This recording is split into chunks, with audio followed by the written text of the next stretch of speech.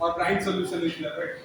So depending on that, it will be the quenching condition will actually affect it, because that will tell you actually the cooling rate, okay? And accordingly we will see the microstructure. So the amount of martensite will be decided. Clear? So the fluid actually, okay, the fluid which I am using, actually that will have different properties. So this is basically the thermal property will be very much required, okay, in deciding the hardenability. So like thermal conductivity, I have already told, okay, this vector, severity of quenching factor is equal to F by K, okay, here. This is heat transfer constant, okay, F, heat transfer factor, and this is thermal conductivity. So this is actually this H, severity of quenching H value depends on the heat transfer. That means it also depends on the thermal conductivity. Clear?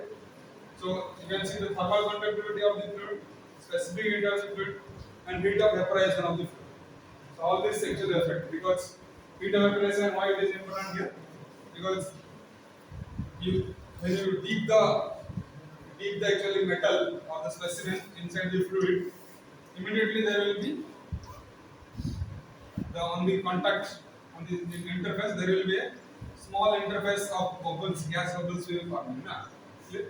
And this gas bubbles need to be evaporated. Here for sufficient like proper cooling. So this is further actually it is actually required that it required that the water vapor should be vaporized properly. Okay. Clear? That's why these three parameters are important. Okay. Clear? So depending on the fluid, like whatever the fluid you are using, that fluid or the medium is important here. Because they will actually, these fluids will vary the cooling rate. Cooling rate will be vary, okay, for different fluids. So there is a parameter called ideal quenchant. Ideal quenchant means what? As soon as you heat the material, then what will happen? It will bring down the surface temperature to room temperature, and instantaneously, like suddenly, it will bring and it will keep that situation, okay, at room temperature immediately for a long time. Clear? But basically, it doesn't happen. What happens as soon as you as soon as you dip the material into the quenchant, what will happen? You will see that the surface is actually fast cooled, right? Then compared to the core, and the temperature of the surface is not suddenly the room temperature. It is still at high temperature, clear? Because there is a loss of temperature from the core towards the center. So core to surface, okay, clear? So in that way, actually, you will not find an ideal quenchant. It is just an imaginary uh, thing here, right? So ideal quenchant means you can say that as soon as you put deep the material into this quenchant, instantaneously it will reach the room temperature and it will last for a long time. Okay, okay, it keeps the temperature maintained. So this is about the quenching conditions. Okay, like whatever the quenching conditions here you see, affect the quenching condition, because that will give you the rate of cooling. So if this rate of cooling is faster, okay, then more chances of formation of martensite. So more and more martensite means more hardenability. Okay, clear? Next is oscillating grain size. Okay, as already I have told. Okay, if you have more grain size, the grain size is more of oscillate, then less grain boundary area. Okay, so less grain boundary area means less chances of formation of pearlite, right? And the fraction of pearlite will be less, or fraction of ferrite will be less formation, or fraction of bainite transformation will be less. Okay, so more chance to actually form andesite, right? So more grain size is if it is more, or a larger grain size of cement is there, then there is more chance to form andesite. More percentage of andesite is required. That's why hardenability will be increased, right? That's why it says that smaller grain size, obstinate grain size it is there, then it will be lower hardenability, because it will actually tend to what? Form more chances of ferrite and pearlite or granite. Clear? Clear? Because pearlite, pearlite transformation, granite transformation, they requires what? Nucleation and growth. Clear? So in that way, actually, it is having low hardenability. So if you have a larger obstinate grain size, you will get higher hardenability. Clear? Because less grain boundary area, so more chances of formation of mud and clay. Clear? Or less chances of formation of organic and ferrite. Okay, clear? So in that sense, you can see this is the situation. Okay, you have ideal diameter, di, and percentage of carbon. You have seen. So as the grain size number decreases, like increases, right? Grain number, grain size is increasing. You will get the hardenability will be actually increasing. Okay, clear? So larger grain size, higher hardenability. Clear? Yeah. Similarly, like more percentage of carbon, more hardenability. Okay, clear? Hardenability will be more.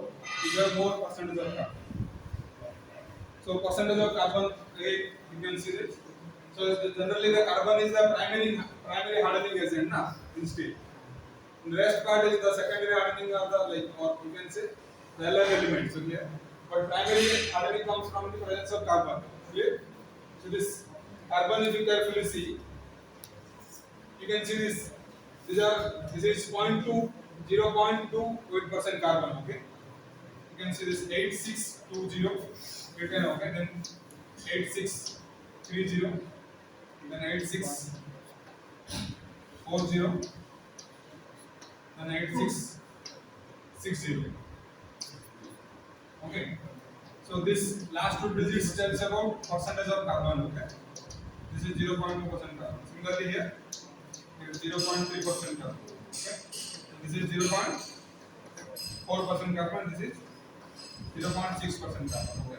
Okay. Yeah. And this is a steel actually. Okay. This will be chromium, nickel, or molybdenum steel. Okay. This will be chromium, nickel, or molybdenum steel. Okay. So this steel, if you consider carefully, as the percentage of carbon is low, you can see that low there is actually less chances of formation of martensite here. Na? Again, clear? So this percentage of martensite will be less. Clear? Clear? Means what? Up to some distance only, you can see this is almost, this is what the hardness of around 45 HRs. You know? So 45 HRs is either the hardness of perlite, fine perlite, or lower upper bend. Okay, clear? Hardness of 45 HRs will be around like fine perlite or upper bend. Okay. So it is not forming any martensite. That means it will not give you any hardenability. Okay. So there is no hardenability of this steel, 0.2% carbon. Now as you increase the percentage of carbon, you can see it goes to now around 53 HRs. Okay. Clear? So it will give you some amount of martensite. Okay, clear? That means what? It will give you some fraction of like martensite and the hardenability will increase. So here you can carefully see as the percentage of carbon increases, okay, clear? The percentage of the fraction of martensite is increasing, right? And the hardness range, okay, clear? The hardness range will be what? Also widening, right? The thickness, you can see distance. Again, so here initially it was very less, right? No hardness was there, up to some thickness. Now from here you can see some thickness is increasing, right? So this is again increasing. Clear? And this is again increasing. Clear? So that means what? The diameter D, okay? Diameter D is actually increasing, na? Clear? So the hardenability will increase. Clear? So in that sense, actually, you can see that as the percentage of carbon will increase, you can see there is more chances of formation of martensite and the hardenability will increase. Clear? But there is a limit. It is not like you keep on increasing carbon and the hardenability will increase. Not like that. Clear? So what will happen if you keep on increasing carbon? The toughness of the material will be affected. Na? Clear? Cast iron is not considered. Okay. Hardenability, right? So cast iron you cannot weld also. Okay, clear? So maximum hardness, okay, hardenability effect, okay, you will see maximum percentage of carbon will be actually there, where it will be around 0.8% carbon, 0.8 to 0.9, okay. In this maximum, in this range only, you will have maximum hardenability. Clear? Beyond that, if you go, it will again there will be no hardenability. Clear? Because the material first is that there will be actually fabrication problem, okay. you will face you will face actually problem in fabricating the steel. If more percentage of carbon is there, there is more difficulty in fabricating the steel. Fabrication means जैसे shaping हो गया, okay, rolling, forging, these are will be difficult. Yeah. And second part is there is more chances of distortion, right? Distortion will be there, okay, cracking will be there during heat treatment, yeah, and welding. So welding will be less, okay, weldability will be less. Already remember that these three things are no. This is a great question, okay. So if you have more percentage of increasing percentage of carbon, okay, will lead to decrease in weldability. Okay, here in steel, okay, here.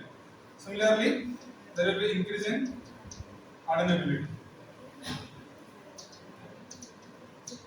Okay, here, and there is a limit, okay. To hardenability, there is a limit. Here, but weldability there is no limit, because like if you keep on increasing carbon, the weldability will be decreasing. But this hardenability has a limit, okay. Here, right? It will not increase always. So up to some limit only there will be hardenability increase. So this is remember this, okay. Similarly, there are properties, okay, like toughness will decrease. Okay, you can see here the toughness, material toughness will decrease. Okay, here, and many other parameters. Okay, strength will increase, but toughness will increase, or hardness will increase. Okay, okay, hardness will increase. Okay, so this is the effect of percentage of carbon. Okay, next, as you know, we are only not dealing with the plain carbon steel. There are also alloy steels, right? So alloy steels, there are many alloy elements which will affect the hardenability in a major way. Okay, so what are these alloy elements?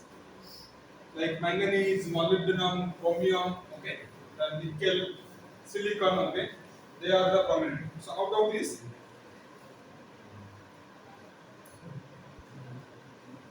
so there are elements like chromium, molybdenum, manganese, silicon, nickel, vanadium, okay. They will, yeah. So increase in carbon percentage is hardness तो increase हो लेकिन उसके साथ hydrogen तो decrease होगा ना increase कैसे carbon percentage तो Hardness increase, hardenability will decrease, hardenability increase because more percentage of chances of formation of hardness.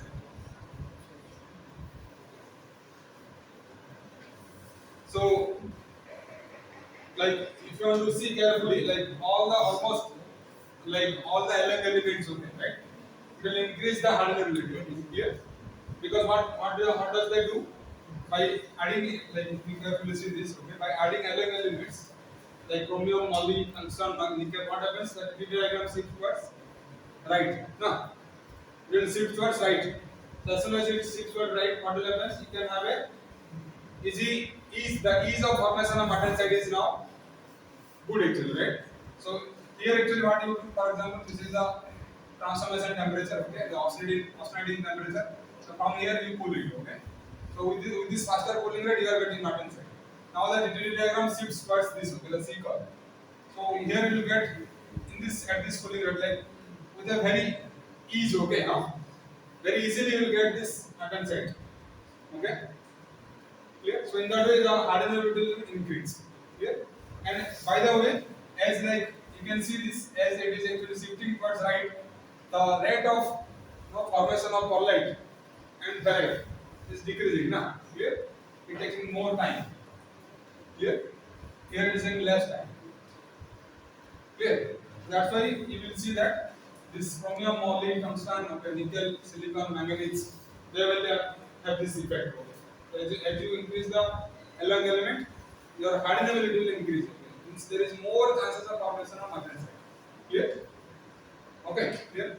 And anyway, like as the C curve shifts towards right, okay, the MS temperature also is affected. Clear?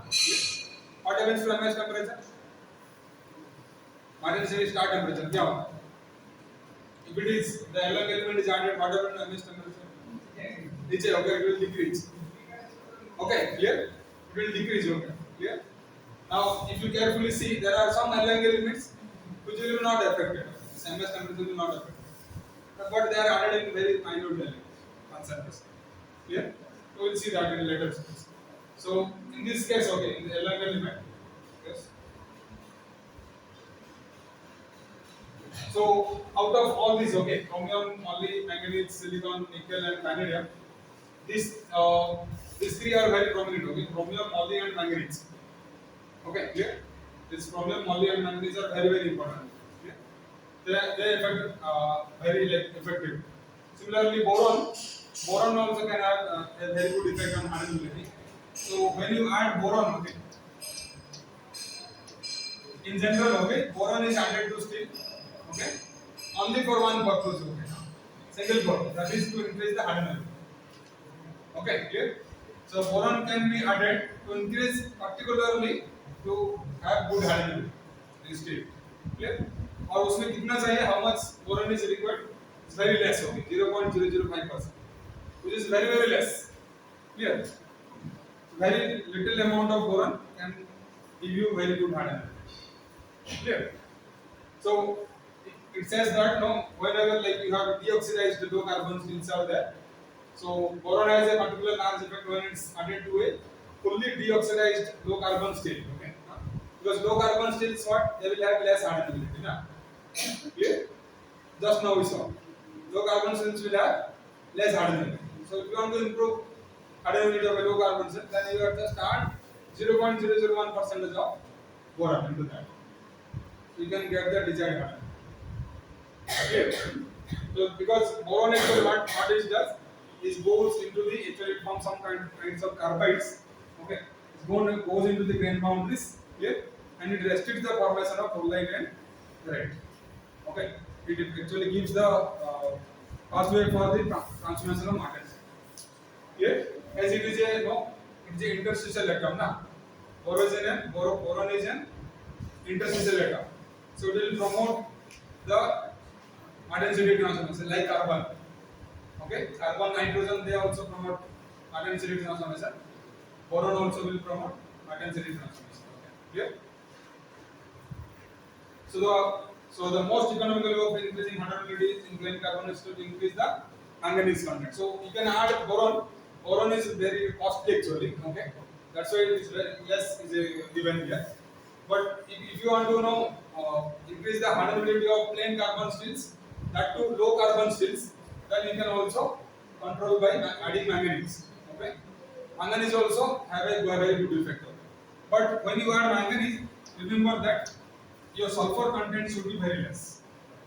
Okay, clear? If sulfur is there, then this manganese will be gone. Okay, what will it will form? Manganese sulfide. It will form manganese sulfide. Okay, so if this manganese sulfide forms, then your hardenability will increase. Clear? So that's why you see that the sulfur content should be very low. Okay, clear? This is very low. So in low like plain carbon steels, when you add manganese also in this range 0.6 to 1.4% of manganese, you can easily substantially you can increase the hardenability. Okay, clear? So this is also a good element, manganese. Okay. Then next is chromium and molybdenum are also very effective, but they are costly, a bit costly. So compared to manganese, so they are also added, but because of cost actually they are only absorbed in chromium steels. Okay, they are chromium steel and molybdenum steel. They are generally actually high temperature. Okay, in high temperature, these steels are used actually. So this will be actually give you good hardenability provided like you add some elements in the specific like you cannot add if you add chromium 4%, 4% chromium will not give you sufficient hardenability. Okay? Similarly, molybdenum, okay, you carefully see this. Molybdenum you can see molybdenum has a very good effect. Okay. This is 0.0% molybdenum, almost negligible hardenability. Okay. Give you like negligible hardenability, but as soon as you add 0.26% of molybdenum, then 0.49, then 0.7, like only increase of 0.26% of the molybdenum. You can see this wide range of hardness, okay, variation, right? So the hardness variation is there in a wide range in distance from the punching end, right? So what do you see? This hardness actually increases the wide range, so hardenability will increase. Clear? This happens because of this mechanism. Okay, clear? So this is about the molybdenum. So already this is only observed here. There are some exceptions. Okay, as I said, sulfur generally will reduce hardenability because it will form manganese sulfide and takes the manganese out of the solution. Okay, solid solution and forms manganese sulfide. Okay. Similarly, titanium also reduces hardenability because titanium what it will do will form titanium carbide. So if carbide goes out of the solution, okay, and forms titanium carbide is having very high melting point, so it will not dissolve. Clear? So what will happen? This carbon is actually taken out, so that's why the chances of formation of now pearlite and ferrite will be more. Okay? If carbon is there in free state or in at least in interstitial solid solution state, then what it will form? It will form andesite. Clear? But if titanium is there, then it will reduce the hardenability by reacting with carbon and forming titanium carbide. Okay? Similarly, cobalt we know it reduces the hardenability by shifting the degree diagram towards left. Now, so it will shift towards right like this. So if it shifts towards this, then what will happen? You will see that the chances of the chance to form the pearlite and ferrite actually more. Na? Okay? So the hardenability decreases because it increases the rate of depletion of growth of pearlite. Clear? So in that way, these are the exceptions. Okay, sulfur, titanium, and cobalt. Clear? Also aluminum. Aluminum. So इनको hardness तो increase करेगी. Hardness. Hardness तो increase of the solutions discussion. Hardness may increase, but hardenability will be not. high carbon steel जो हम लोग अगर over add करेंगे तो वहाँ पे हार्डनिंग बढ़ेगा या जो ग्राफाइट फ्लेक्स और वो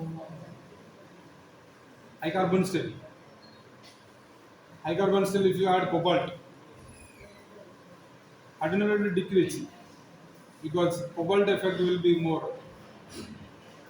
Okay. Cobalt actually the carbon effect will be less. Okay. Cobalt effect will be more because it will shift that diagram. Okay, towards left. Okay, graphite flux will not form. In steel there will be no graphite flux. Remember, huh?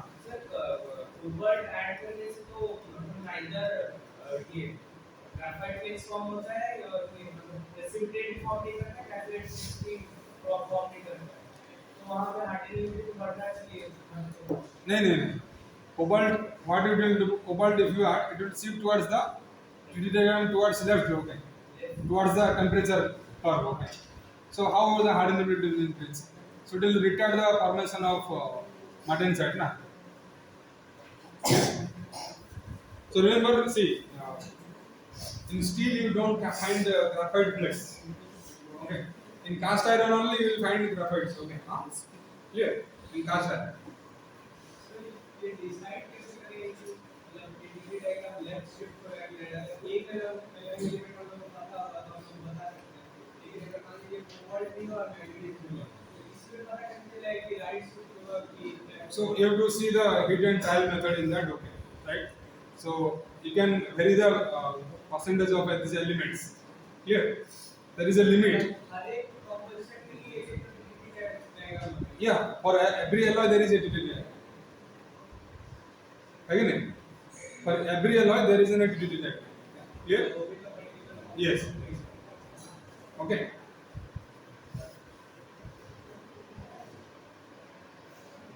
So furthermore, okay, you can see this. You can see this. So these are all 0.4% carbon steel. Okay. This is 1040 plain carbon steel. Okay. 1040 plain carbon steel. This is 5140. This is 8640. This is 4140. This is 4340. Okay, clear? That means all are what? 0.4% plain 0.4% carbon steel. Clear? This is a plain carbon steel. These are all alloy steels. Clear? These are all chromium nickel steel. Okay. This is nickel steel. This is molybdenum steel. Okay. Okay. This is chromium nickel steel again. Okay. So if you carefully see, as the alloying element is added, okay, you can like keeping what you keep the constant percentage of carbon same. Okay. This is about this is actually case of this is 75 mm, okay, 3 inch. This is about this is 2 inch steel now. So about this is a steel of 3 inch, okay. 3 inch steel about is nothing but 75 mm, okay. 3 inch is nothing but 75 mm, okay. So you can see here, you take a 75 mm steel of 1040, okay. Then 75 mm of 5140, then all this, okay, and do the Gemini and defense test method, okay. Right? When you do the Gemini and defense test method, you will find that the alloy steels, okay, as the alloying element is there more and more, you will see that there is actually what? More chances of formation of martensite. Na? This thickness keep on widening, right? So initially this may be the hardness, okay, 1040. As it is 0.40, there is chances of formation of some amount of martensite. Clear? Okay. But as you like do the as you do like this is water quench on the surface and then the core, right? Clear? So this is the quenching end. This is a sample, okay. This is a sample, okay. This is a quenching end. Okay. This is a quenching end. So this is the hardness value at this point. Clear? So this is somewhere you will get some amount of martensite because it is 0.4 carbon steel. Okay, you will get some amount of martensite. That's why it will the hardness. So close to it is 55 HRs. Again, clear? Some amount of martensite you will get. But rest, like if you travel from here to here, you will see that it will forming towards perlite. Clear? Perlite and ferrite microstructure will form. So what will you will have? You will have this hardness degree. So in this case, you can see this. This is actually very less. Okay, this thickness. Clear? This is very less. Okay, about no half inch. Half inch, yes. 1/8, right? 1/8. 1/8 inch, right? Clear? This is 1/8, so which is very less. Okay. So to get a material in that thin section, it is very difficult. Clear? So, but as the percentage of percentage of alloying element increases, you can see this thickness actually increasing, na? Okay. So, for example, you can see this is okay. This is for this distance. Okay. For this distance, you can see the carbon hardness value is keep on increasing. That means this is actually more percentage of martensite. This is less percentage of martensite. This is less percentage of martensite. Okay. This is again less percentage of martensite. And almost there is no martensite. Clear? So this is maximum martensite percentage is there. So that means what? You can decide a material, okay, of 4340, which will have a higher hardenability of this much thickness, diameter. Okay, clear? So you will get maximum hardenability. Okay. So here in this it says that the hardenability of 1040 is low because the hardness of the alloy drops rapidly with geometry distance. Okay. The drop of hardness with geometry distance from other alloys is more gradual. It is more gradual, but you can see for this 4340 steel, it is actually almost the high hardness is there. No? It is almost 50 HRs, right? You can see this. So it is above staying 50 HRs. That means it is staying actually lost almost all the throughout the cross section. It is martensite. Clear? Martensite or tempered martensite. Okay, clear? In that way. So the alloying elements delay the oxidate perlite and Behera reactions, which permits more martensite to form for a particular cooling rate, yielding a greater hardness. So that's why you will see for alloying elements, okay, where the alloy steels are there, there is more chances of martensite. Okay, clear? So remember this, okay. So there is this steel is same, okay. having same percentage of carbon, but alloying elements are varying.